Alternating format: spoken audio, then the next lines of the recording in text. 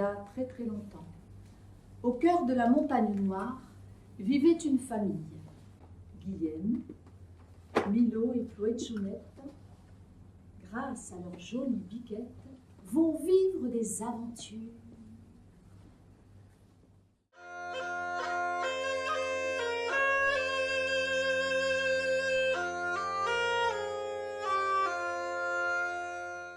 En jouant de la boudègue, je m'en vais rechercher mon frère et ma sœurette, injustement chassés, à cause d'une cabrette qui voulait en manger, à cause d'une cabrette qui voulait en manger.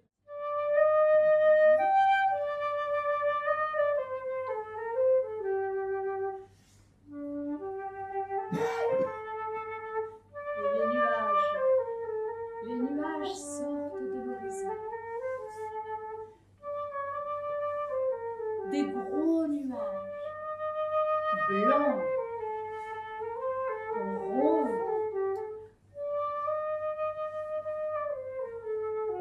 Ils tournent dans le ciel. Et à ce moment-là, il sent qu'on lui tire la couette au niveau des pieds et on commence à lui chatouiller les pieds. Et puis, en même temps, il sent des tout petits doigts qui se mettent dans ses oreilles et dans ses trous de nez.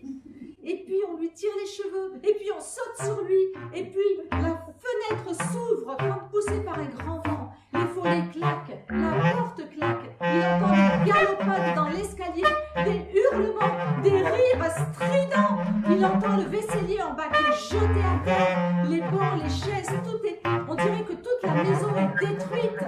Tous les jours, il va voir Bruna. Un jour, il lui dit « Bruna, veux-tu m'épouser ?» Alors là, Bruna, elle réfléchit.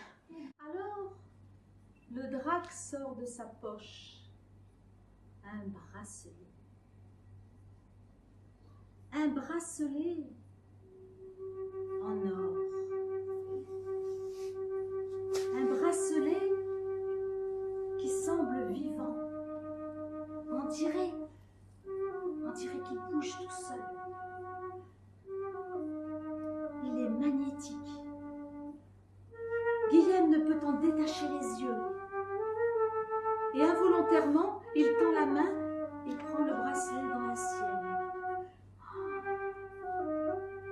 Le bracelet, il est tiède. Et effectivement, on le sent pulser. Quelle merveille! Jamais il n'a vu un objet aussi merveilleux, aussi beau. Mais oui, Bruna va lui pardonner. La noce a été fantastique. Ils ont invité Chloé-Chounette et la dame qui l'avait recueillie.